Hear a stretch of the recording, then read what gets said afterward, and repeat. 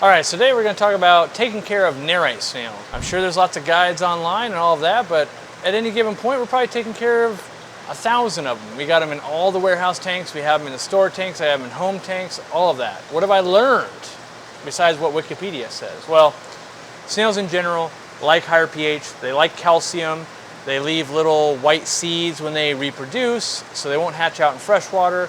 But keeping them alive and thriving, that's what we're trying to do. So in here we've got lots of olive Nerite snails, right? And you can see they're racing across this tank crazy quick to get to this. Now what is that, you ask? That is a Banquet block. It's basically a big calcium block. We sell them in nano size. This has spirulina algae in it, and it's mostly calcium. So when they eat it, they're getting calcium to build shells. Now when it dissolves in the water, it's also making so their shell doesn't dissolve. This one here was a misorder and it doesn't have any spirulina in it. So I recommend buying the ones with spirulina even though we're not using them for this video purpose. Now, they're going to make their way over there. They're going to eat on that. That's going to help build shells. Nerite snails most of the time come from brackish waters. Now that means there's going to be more minerals and higher pH in that water environment. In here, you can see a lot of them have kind of cracked shells and some white spots. They usually come in that way.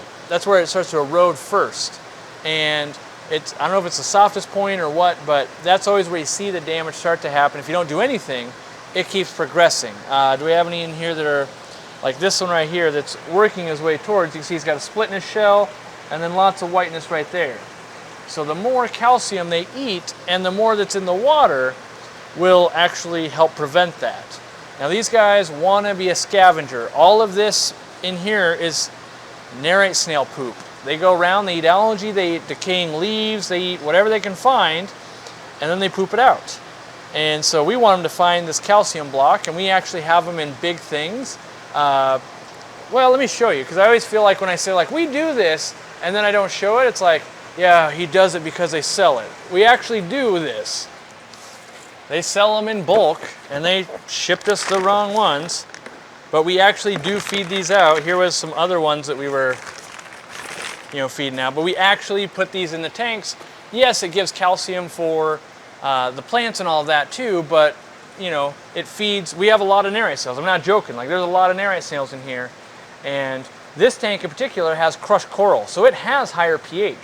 The problem is this system shares water with all the other tanks. So we use it to buffer up the water, but it's not nearly as high as it would be if it was in your own home aquarium. So they'll really thrive with live bearers, African cichlids, those types.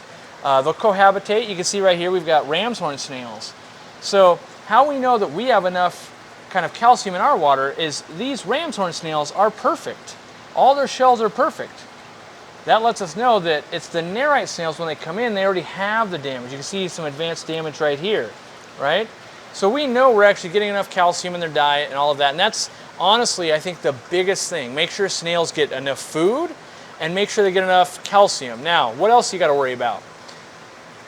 Fish attacking them. Bettas, anything that likes to chase down worms, they will kind of come up there and they'll just start, grabbing their feelers, and pretty soon they'll fall off, right? They'll go, oh no, and they fall. One of the big myths is, if a snail falls upside down, is it going to die? No. But if a snail did fall upside down, it might have been getting harassed. So it might always be getting harassed every time it goes out of shell. That would kill it. You can see here it's grabbed onto these rocks. Eventually, it'll just pull itself over. It'll be fine. We have not seen that if it falls over, is it going to die? These will crawl out of your tank if you're not careful.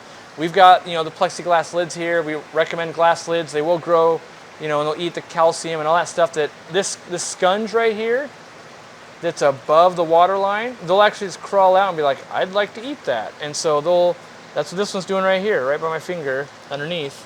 He's right on that water line, and he likes to do that. Now, if your water line's real close and you don't have a top, they're going to go out of there. So you got to worry about that. I can see another one with advanced shell problems. See, look at this one.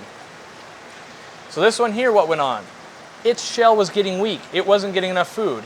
And then other Nerite snails will eat the shell of a Nerite snail to get calcium. So if you don't have enough, they will eat on each other to, maybe this one that looks really good, maybe this one's like, yeah, I take bites out of this one so I look good. So you really got to get the calcium in there. And yeah, even with, they're obviously okay with autosynclists and most other fish as long as they're not getting harassed.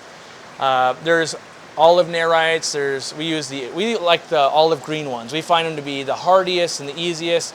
There's little spiked ones. There's a lot of different ones you can get. I like olive green just because they tend to be the best worker bees. I think they lay a little bit less of the white eggs, but that could just be in my brain. The white eggs, they don't hatch out. You can kind of scrape them off if you want. We just let other things eat them. But keep your pH always above 7, if not 7.5 is where they really like it to be. Lots of calcium in there. Make sure there's algae or some kind of food in there for them, and they'll just thrive. They last, maybe a couple of years.